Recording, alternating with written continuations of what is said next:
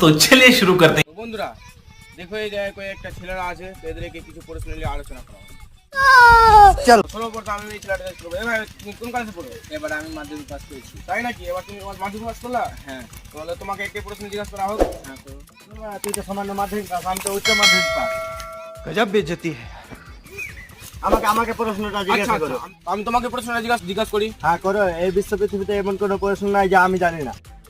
তো কলকাতা কাছে না সূর্য কাছে? দূরবেলা সূর্যের কাছে। আচ্ছা, সূর্য কিভাবে কাছে হলো? এদিকে আসো, এখান থেকে কলকাতা দেখতে পাচ্ছো? না, এখানে তো কলকাতা দেখতে পাচ্ছি না। হ্যাঁ, এখান থেকে সূর্য দেখতে পাচ্ছো? হ্যাঁ, সূর্য দেখতে পাচ্ছি। তাহলে উত্তরটা কি হবে? সূর্য হলো না? आज की मजदूरी यही खत्म करते हैं। अगर तुम्हें वीडियो पसंद आई तो लाइक मारो यार।